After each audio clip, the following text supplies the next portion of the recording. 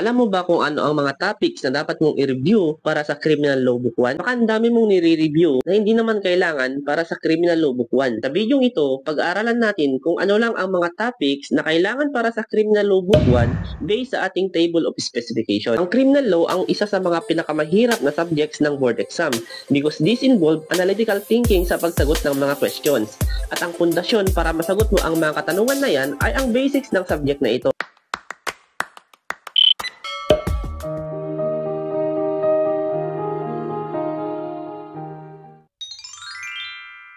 Ang Criminal Law Book 1 ay mayroong 4 parts based sa ating Table of Specification. Sabi sa Part 1, define and explain the fundamentals of criminal law, characteristics, principles, enforceability, and limitation. Simulan natin sa fundamentals of criminal law. Ang pinaka-basic definition ng criminal law ay ito. Criminal law is that branch or division of law which defines crimes, treats of their nature, and provides for punishment. Pag sinabi natin criminal law, ang pinaka-focus natin dito ay yung word na crime. At may partner yung crimes na yan. Yan si punishment. Nagkaroon tayo ng tinatawag na crime because of this criminal law. Bakit? Kasi itong criminal law, dineclare niya ang mga certain acts of human bilang crimes at nagbigay ng kaukulang parusa. Take note, certain acts of human ang dineclare ng criminal law bilang crime. Hindi pwedeng acts of animal. Halimbawa, yung aso na nangagat ng tao. Hindi pwedeng hulihin yung aso then katayin bilang parusa nito. Kung maalala nyo, tinuro sa ating paaralan yung Latin term or maxim na nullum crimen nulla pena sine lege. In English, there is no crime when there is no law punishing the same. So maliwanag na noon, yung mga kinukondem na acts of human, halimbawa yung pagpatay, pagre-rape at pagnanakaw ay hindi pa natin tinatawag na crime. Kailan lang ang mga ito tinawag na crime? Nung nagkaroon tayo ng batas na nagbibigay parusa sa mga ito. At ang batas na yan ay walang iba kundi ang criminal law. Kaya sa mga common na tinatanong nila kung ano daw ba ang nauna, batas o krimen. Ang kasagutan natin dyan ay batas because without criminal law, hindi natin pwedeng tawagin ang condemned acts of human na crime because there is no specified punishment for it. Ito ang tanong, saan nanggaling ang ating criminal law? Dito sa Pilipinas, meron lang tayong tatlong sources ng ating criminal law. Ang unang source natin ay ang Act number 3815, otherwise known as the Revised Penal Code, in short, RPC. Ang RPC na to ay nahango sa Spanish Penal Code na batas noon dito sa Pilipinas during the Spanish regime. Ang Spanish Penal Code took effect until December 31, 1931. However, this code did not cater the customs and tradition of the Filipino people. Kaya ni-revise ang Spanish Penal Code. At yan na ngayon yung ating tinatawag na Revised Penal Code. And this RPC was approved on December 8, 1930 but took effect on January 1, 1932. Kaya in the construction or interpretations of the provision of the Revised Penal Code, if there is contradiction between the Spanish text and English text, ang Spanish text ang masusunod. Ang pangalawang source ng ating criminal law ay ang Special Penal Law. Ito naman yung mga batas na may makikita sa unahan nila na may batas pambansabilang, Act Number, Republic Act Number, etc. And that Special Penal Law was passed by the Philippine Legislature, National Assembly, Batasang Pambansa, the Congress of the Philippines, etc. Take note ulit na ang tawag sa batas na ginagawa ng ating Kongreso ay Special Law. Pero hindi lahat ng Special Law ay maaaring tawagin natin na Special Penal Law kasi ang basahan po natin dito ay yung punishment. When that special law does not provide any punishment, then hindi natin pwedeng tawaging special penal law yan. But when that special law provide penalty or stage punishment, then pwede nating tawaging special penal law yan. At ang panghuling source ng ating criminal law ay ang Penal Presidential Decrees issued by President Marcos during the martial law period. Sagot natin dyan ay the state. The state has the authority to define and punish crimes under its police power through the President. Take note na si Presidente ay under po siya ng executive branch of the government. But ang kanyang power to define and punish crimes is not an executive power but legislative because he derives such power from the lawmaking body. Huwag niyo pong kalimutan na ang may power to enact penal laws is only the Congress or the legislative branch of the government. Pero hindi po sila basta-basta pwedeng mag-enact ng penal laws. May limitation po sila. Ang unang limitation po ng ating Congress sa pag-enact ng penal laws ay ito. no ex post facto law shall be enacted. Meron po tayong 6 na klase ng ex post facto law. At ang unang klase ng ex post facto law ay it makes criminal an act done before the passage of the law and which was innocent when done and punishes such an act. Halimbawa, noong taong 2000, ginawa ni Onel de Guzman ang I Love You virus na nag-infect sa computer through email system at nakarating pa ito sa mayayamang bansa. And that time, wala pa tayong batas na nagsasabing crime ang ginawa ni Onel de Guzman. Ngayon, hindi pwedeng gumawa ang Kongres ng batas na babalikan para parusahan si Onel de Guzman based on his acts of creating the I Love You virus in the year 2020. Ang pangalawang klase ng ex post facto law ay it aggravates a crime or makes it greater than it was when committed, or it changes the punishment and inflicts a greater punishment than the law annexed to the crime when committed. Ex post facto law din ang tawag sa isang batas if it alters the legal rules of evidence and authorizes conviction upon less or different testimony than the law required at the time of the commission of the offense. Another kind of ex post facto law is that it assumes to regulate civil rights or remedies only. In effect, imposes penalty or the privation of a right for something which when done was lawful. And lastly, ex post facto law deprives a person accused of a crime of some lawful protection to which he has become entitled, such as the protection of a former conviction or acquittal or the proclamation of amnesty. Yan ang 6 na klase ng ex post facto law. Basta ang tandaan nyo, retroactive or backward ang effect ng ex post facto law. At bawal ang Kongres na gumawa ng ganitong batas because it gives prejudice to the rights of the accused. Another limitation of the Congress into enacting special laws is that they cannot enact a bill of attainder. Pag sinabi nating bill of attainder, this intends to inflict punishment without trial. Bawal po yan because it violates the presumption of innocence na principle ng ating batas. Take note po na ang ating mga akusado ay presumed to be innocent until proven guilty sa ating criminal court. Kailangan, bago magbigay ng punishment sa mga nakapag-commit ng crime, ay dumaan muna sila sa tinatawag na due process of law. Pag sinabi natin due process of law, ito po yung right at opportunity ng mga akusado to be heard at i-depend ng kanilang sarili sa korte. Next na limitation ng Congress sa paggawa ng batas is that kailangan ang mga batas na gagawin nila must be general in application. Hindi pwede na nakadesign ito sa mga specific person, race, or creed. Ang ating penal code is based mainly on the principles of the classical school. However, sa ating present code, which is the RPC, ay na-incorporate na din ang some principles of the positivist school. Kaya meron tayong dalawang theory sa ating criminal law. Ang ating unang theory ay ang classical theory. Ayon sa teoryang ito, man is essentially a moral creature with an absolute free will to choose between good and evil, and therefore, more stress is placed upon the result of the felonious act than the criminal himself. Dito, ang binibigyan ng pansin ay ang act or crime na ginawa ng criminal. Wala silang pakialam kung ano ang mga factors o dahilan kung bakit nakapag-commit ng crime ang isang tao. Basta kapag gumawa ka ng krimen, you must be punished because you are a moral creator. Alam mo kung ano ang tama at mali at alam mo rin kung ano ang consequences ng crime na ginawa mo. Dito, ang purpose ng punishment sa criminal ay because of retribution. The criminal must be punished because he deserves it and to give an opportunity to the victim or the society to redress the wrong done against them. Kaya meron tayong kasabihan sa Latin maxim na dura lex sed lex. In English, the law is harsh but it is still the law. Ang pangalawang teorya naman natin ay ang positivist theory. Ayon naman sa teoryang ito, man is subdued occasionally by strange and morbid phenomenon which conditions him to do wrong in spite of or contrary to his own volition. Kung ang pinagtutuunan ng pansin sa classical theory ay ang crime na ginawa ng offender, dito sa positivist theory, ang pinagtutuunan naman ng pansin ay ang offender mismo.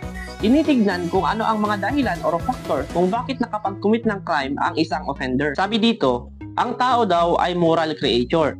Pero may mga strange at morbid phenomenon o hindi maiwasang pagkakataon o faktor na nagtulak or nagpilit upang makapag-commit ng crime ang isang tao kahit kontra ito sa kanyang konsensya. Halimbawa nito ay ang self-defense. Wala tayong intention na pumatay ng tao pero ayaw din naman natin na tayo ang mapatay ng kalaban natin. Kaya in the process of preserving ourselves, napatay natin ang taong gustong pumatay sa atin. Another example ng teoryang ito ay ang mga juveniles o drug addict. Kung mapapansin nyo, may mga pagkakataon na exempted o mas magaan ang penalty ng mga bata at drug addict.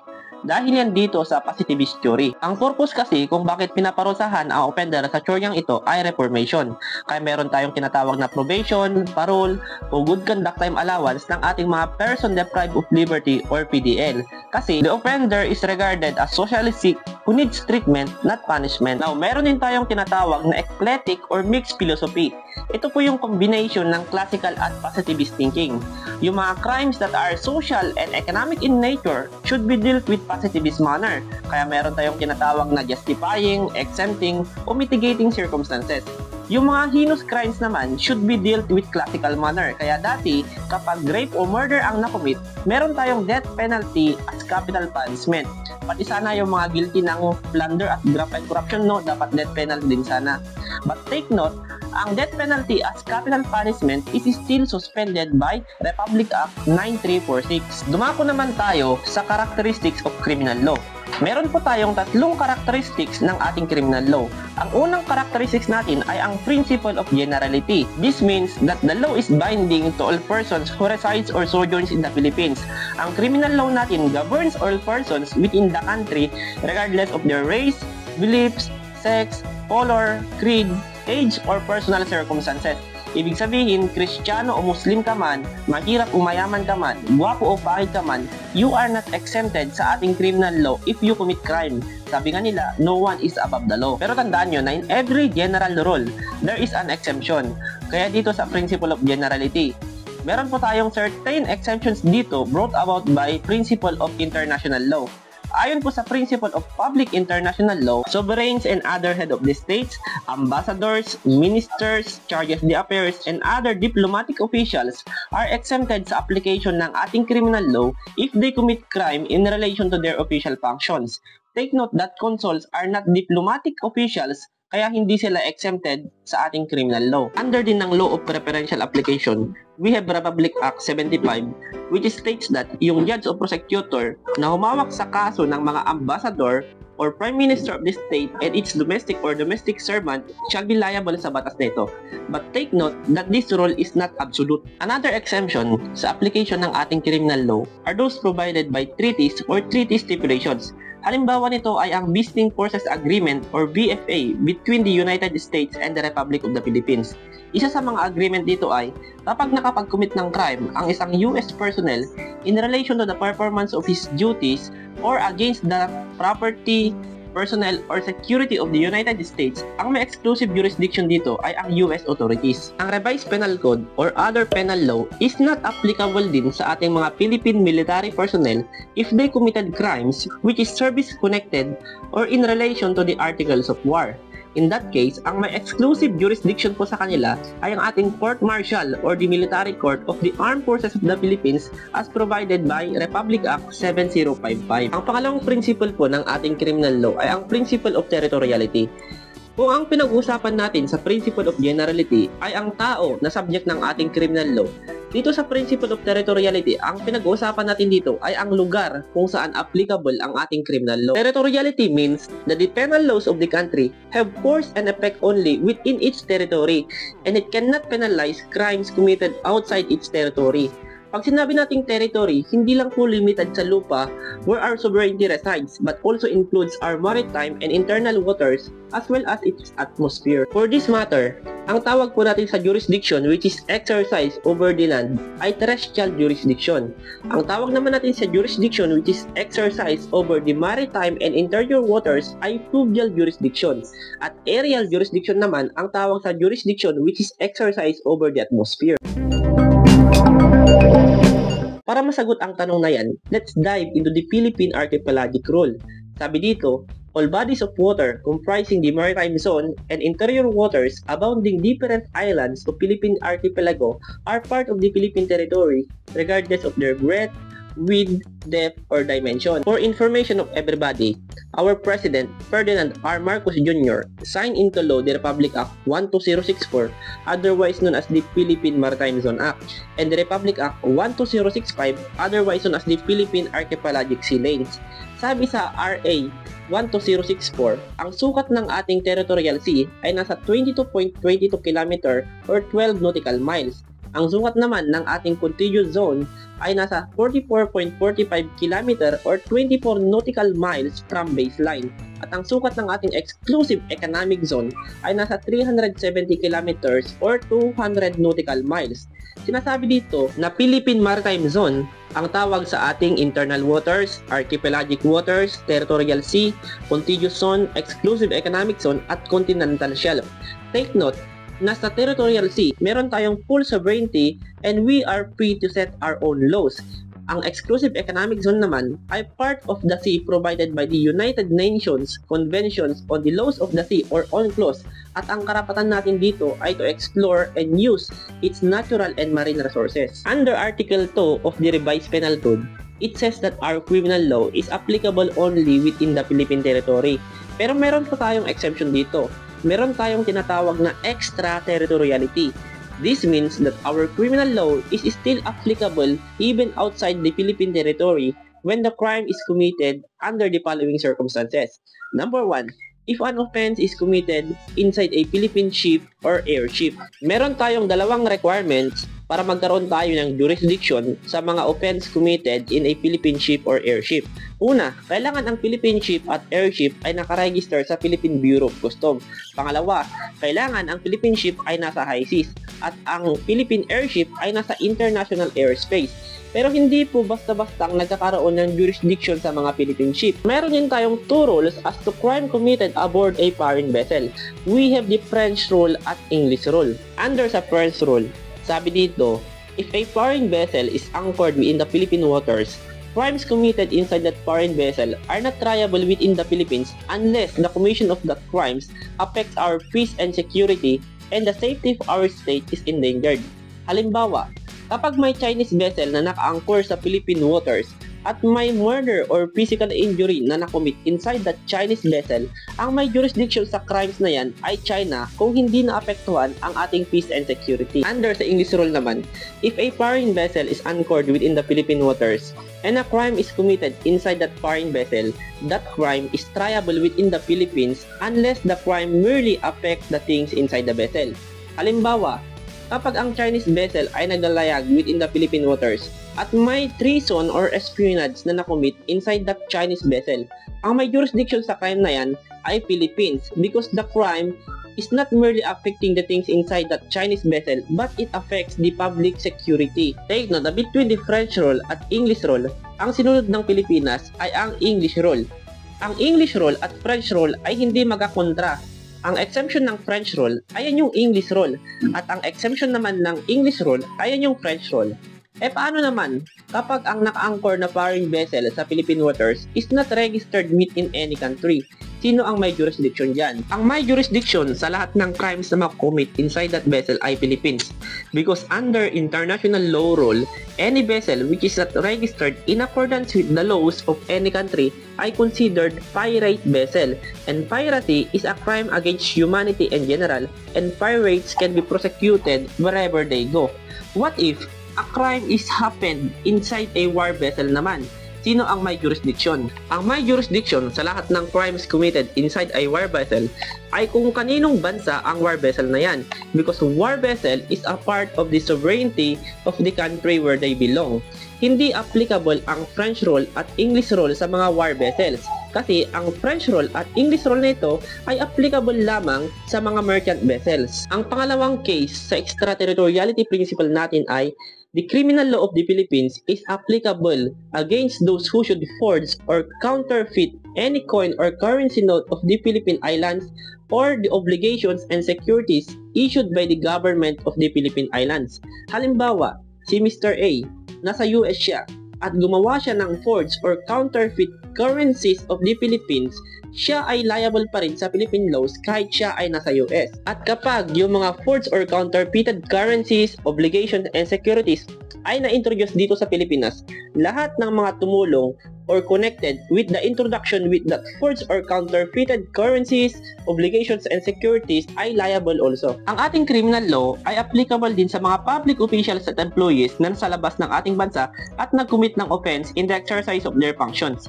Halimbawa si Judge Juan de la Cruz, nasa Singapore siya at tumanggap ng bribe money para i-acquit yung accused sa kasong hawak niya. Take note, kahit si Yadsman de la Cruz ay nasa Singapore, siya pa rin ay liable sa ating batas sa Pilipinas. Ang sabi ng RPC sa rule na to, ang criminal law ay applicable sa mga public officials at employees who committed crimes in relation to their official duties na nasa abroad.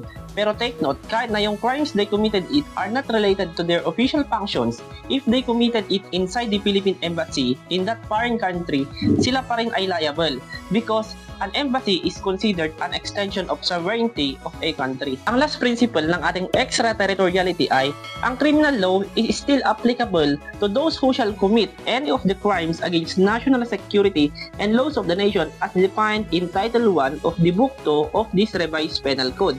Kahit na ang offender na to ay nasa ibang bansa. Halimbawa ng crimes against national security and laws of the nation ay treason, espionage, piracy, and others. Now, we have the last characteristics of the criminal law, that is the principle of prospectivity or irretrospectivity. This means that the law does not have any retroactive effect. Kanina, na-discuss natin that Congress is prohibited into enacting ex post facto law. This is because of the prospective application of law. Ang act or omission will only be subjected sa ating batas after a penal law had already taken effect. The law looks forward and not backward. Pero meron na naman tayong exemption dito. When there is a repealing law, repealing the original law, and the conditions stated therein within the repealing law are more lenient or favorable to the accused, that repealing law can be given a retroactive effect. Pero kahit na itong new law na to ay favorable to the accused, if the accused is a habitual delinquent, then that new law ay hindi pwedeng magkaroon ng retroactive effect para sa habitual delinquent na yan. Or when that new law expressly provides therein that it has no retroactive effect sa mga pending cases or actions, then that new law ay hindi rin pwedeng magkaroon ng retroactive effect kahit na favorable to the accused.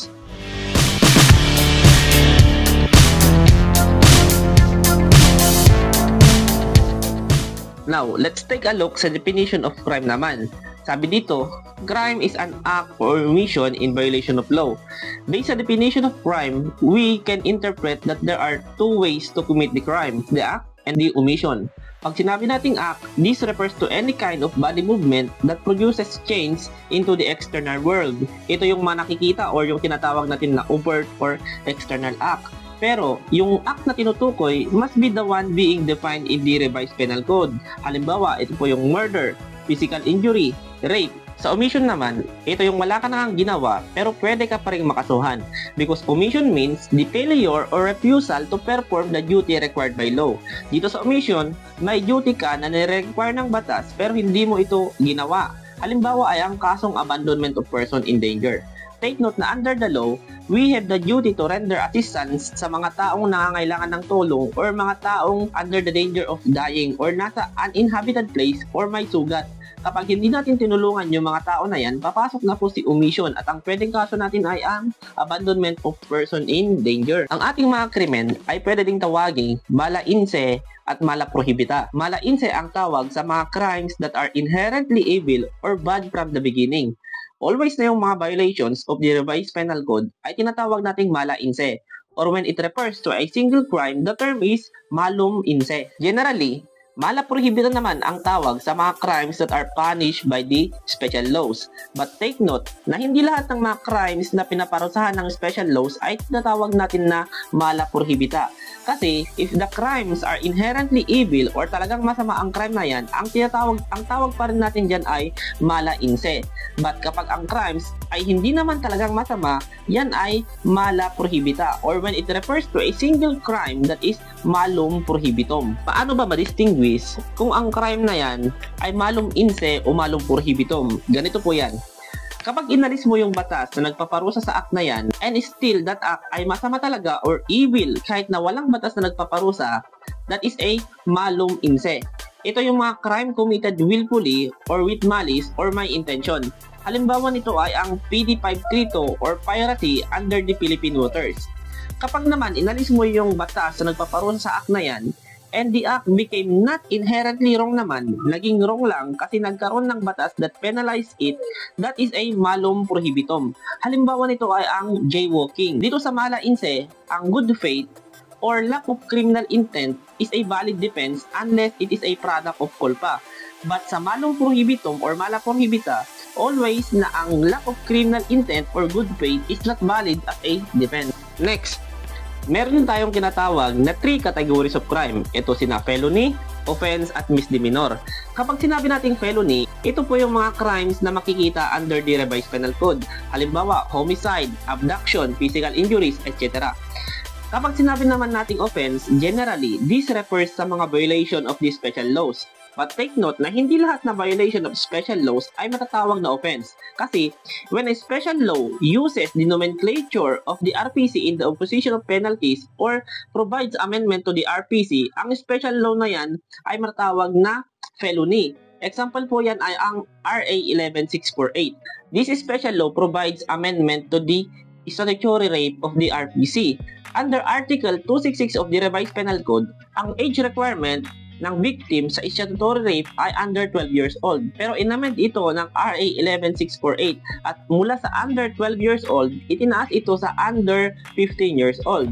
Therefore, kahit na special law ang RA 11648, ang violation sa special law na to ay matatawag pa rin na felony. And lastly, we have also the misdemeanor, infraction, or delinquency. Ito naman yung mga violation of the simple rules and regulation. Halimbawa nito ay ang violation of the curfew hours. Ang mga felonies ay tinatawag din nating delitos.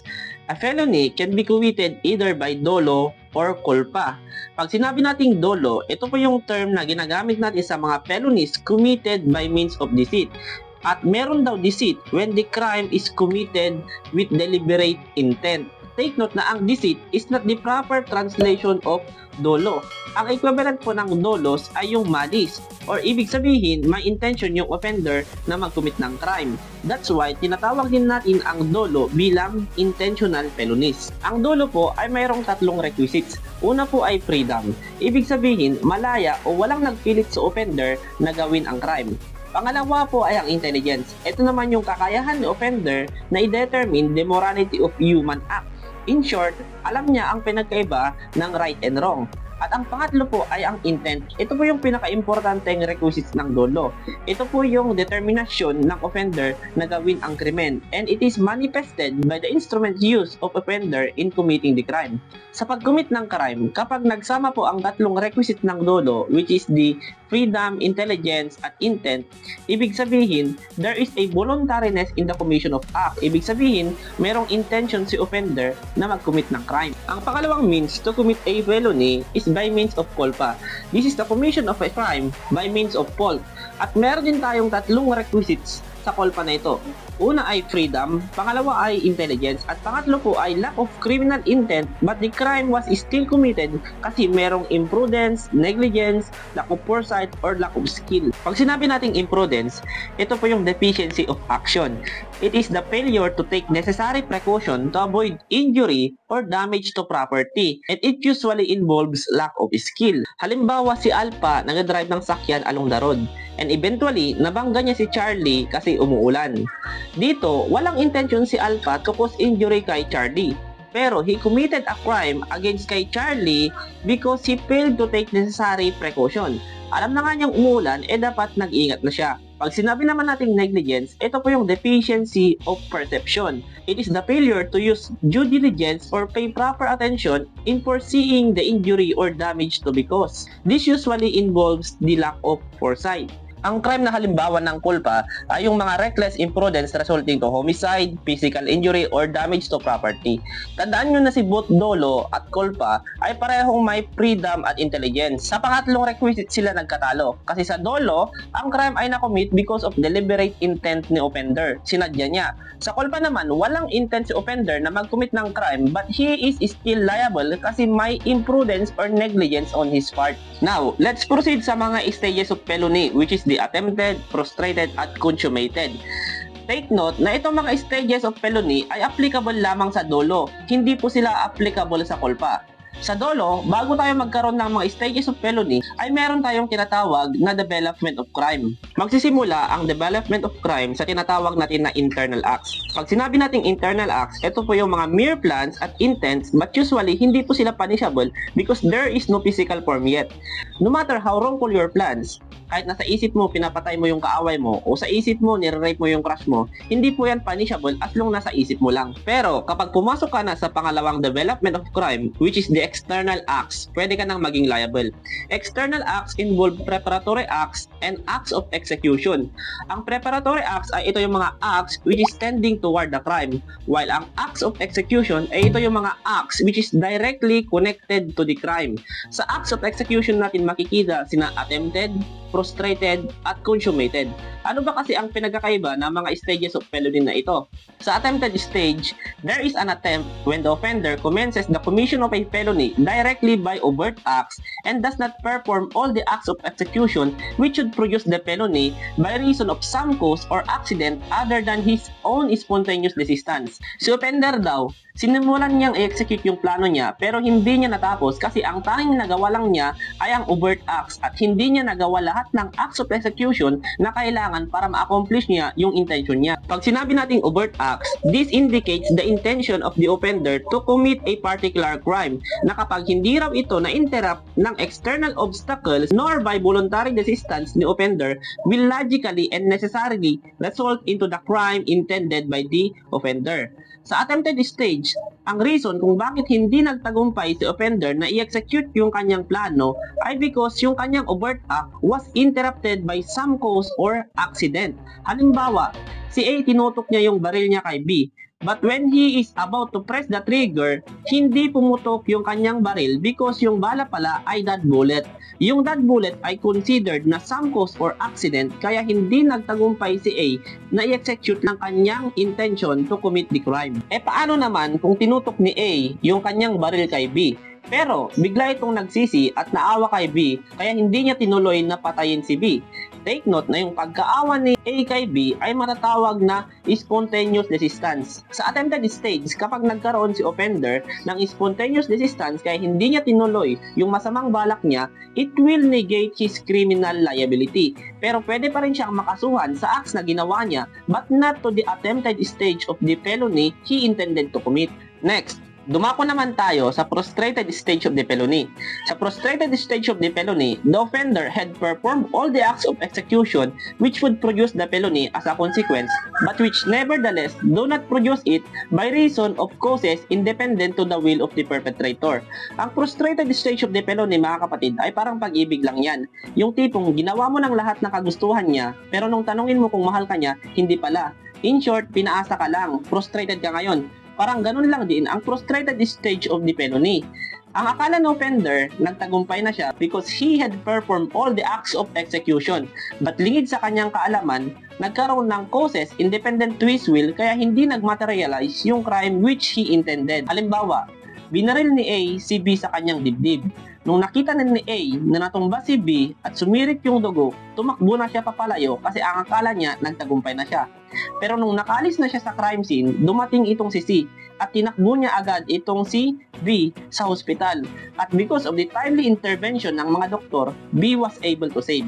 Yung pagtakbo ni C kay B sa hospital at yung paggamot ng mga doktor kay B ay matatawag na causes independent to the will of the perpetrator. What if naman, pagkatapos binaril ni A si B, ay naawa itong si A kaya tinakbo niya si B sa hospital. Because of the timely intervention ng mga doktor, hindi namatay si B. Tanong, yung resistance ba ni A na pagtakbo kay B sa hospital would negate his criminal liability? The answer is no. Kasi kahit nagkaroon ng resistance si A, huli na ang lahat because he had already performed all the acts of execution. Hindi applicable ang resistance sa frustrated stage of the felony. Take note na sa attempted stage at sa frustrated stage, parehas na hindi nagmaterialize yung intention ng offender. Ang tanging pinagkaiba ay sa attempted stage, si offender ay hindi niya nagawa lahat ng acts of execution. He just commenced it by an overt act. While in frustrated stage of felony, si offender ay nagawa niya lahat ng acts of execution. Next, sa consummated stage of felony naman tayo. A felony is consummated when all the elements necessary for its execution and accomplishment ay present. Kung baga, itong si consummated stage ay bullseye kasi lahat ng acts of execution ay nagawa ng offender at nagtagumpay siya sa kanyang evil intent. Halimbawa, A intends to kill B, so A shot B. B died as a consequence. In deciding whether a felony kung pasok ba sa attempted, frustrated, or consummated stage, we need to consider the three criteria. Number 1 is the manner of committing the crime, number 2 is the elements of the crime, and number 3 is the nature of the crime itself. Sa manner of committing the crime, na-involve dito ang two phases of the crime. Ito sina subjective phase at objective phase. In subjective phase, ito yung point in time kung saan si offender started the commission of an overt act until to the point that he loses control to the possible effect of the crime he committed. Ang attempted stage is said to be within this subjective phase, kung saan si offender ay may control pa sa crime na pinagagawa niya. Once that he reached the point where he can no longer control the ensuing consequences of his act, it is said to be that the subjective phase has already passed, and that is the time kung saan magsisimula na rin ang objective phase.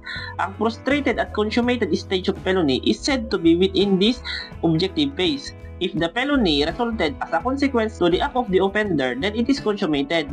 But if the felony does not follow as a consequence, then it is frustrated. Sa elements of crime naman, take note that each crime has different elements. To know what stage of the felony to be applied in those crimes, we need to look deeper into their elements. For example, sa crime of theft, ang theft po is the taking of personal property belonging to another without consent, with intent to gain, and without force upon things, nor violence against intimidation of persons. Now look sa taking of the property. Sa taking of the property, dito natin makikita kung ang theft ba ay attempted, frustrated, o consummated. Sa concept of theft, taking simply means exercising complete control over the thing. Once that personal property was taken out by the offender from its container, then we could say that the offender has already acquired complete control over the thing. He can drop the thing, or he can even throw away that personal property. In that case, we could say that theft is already in consummated stage because the offender has already supplanted his will from the possessor of that personal property. But if the property was not taken out from its container, and if happens na nahuli si offender before he could leave the perimeter of the area, then we could say that the offender has not acquired complete control over the property. In that case, ang theft po ay pwedeng attempted or frustrated as the case may be. Next, sa nature of the crime itself naman, each crime has different natures. Iba yung nature ng mga crime against property, magkakaiba rin yung nature ng mga crimes against person. Sa crimes involving killing, ang general rule dito is kapag mortal wound yung sugat ng biktima, automatic na ang kaso po ay nasa frustrated stage. But if the wound of the victim is not mortal or daplis lang or hindi tinamaan, then yan ay nasa attempted stage lamang. Pero may exemption po tayo dyan, yung subjective phase na na-discuss natin kanina. There are cases which decided by the Supreme Court na kahit na walang mortal wound yung victim ay papasok na po sa frustrated stage when the offender believes that he had already performed all the acts of execution even though there is no mortal wound, then that is frustrated stage. Halimbawa po, paano po kung ang weapon used by the offender is M203 grenade launcher? Once na kinalabit niya ito at hindi tinamaan yung biktima, then yan po ay papasok na sa frustrated stage. Bakit po? Kasi once na tinamaan yung biktima sa bala nito, we could hardly tell na makakasurvive pa yung biktima. Maswerte siya kung mabubuhay pa siya. Ulit po, kung ang belief na accused ay nagawa niya lahat ang acts of execution at nagtagumpay na siya, even though hindi nagmaterialize yung crime na ginawa niya, that is in frustrated stage already. Halimbawa sa case ni US versus Valdez. A put a jute sack soaked with kerosene inside the house of B. Nung nasindihan na niya ang jute sacks, tumakbo na siya. But lingid sa kanyang kaalaman, lumabas si C and C immediately put out the fire without burning a single particle of the house of B. In that case, ang kaso po ni A ay frustrated arson because in his belief, he had already performed all the acts of execution. Nung tumakbo na siya, akala niya nagtagumpay na siya.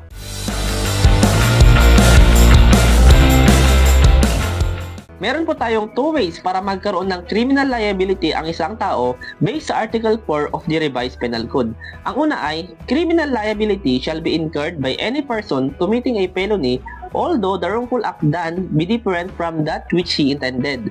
Kapag nag-commit ng felony ang isang tao, he is liable for all the natural and logical consequences that may arise from his act. So if A is stabbed B, A is liable whether B die or not. Under this principle, meron po tayong Latin maxim na Elque est causa de la causa est causa del mal causado. In English, he who is the cause of the cause is the cause of evil cause. This maxim pertains to the doctrine of proximate cause. Pag sinabi nating proximate cause, ito yung cause which in natural and continuous sequence unbroken by any efficient intervening cause produces the injury and without which the result would not have been occurred. Ang proximate cause is a sequence which explains the relationship between cause and effect. wherein ang cause daw ay ang felonious act ni offender at ang effect ay ang resulting injury or the death of the victim. Sinasabi dito na if the act of the offender is the proximate cause of the resulting felony, then he must be criminally liable because if he did not commit the felony, then the victim did not suffer any injury. Pero may exemption po tayo dito. Kung nagkaroon ng efficient intervening cause which break the relationship between the felonious act ni offender at sa resulting injury ni victim, then the offender may not be criminally liable. Ang efficient intervening cause ay isang active force that intervene between the felony and the resulting injury. Ibig sabihin nito, ang resulting felony or injury ni victim ay hindi natural and logical consequences of the act of the offender. Kung baga, ang injury ni victim ay napaka-imposible na ang dahilan nito ay sa ginawa ni offender. Halimbawa sa People versus Rockwell. A struck B with his fist. Then nung natumba si B, biglang tumalon yung kabayo against kay B na dahilan ng kanyang pagkamatay. Tanong, is A liable sa pagkamatay ni B?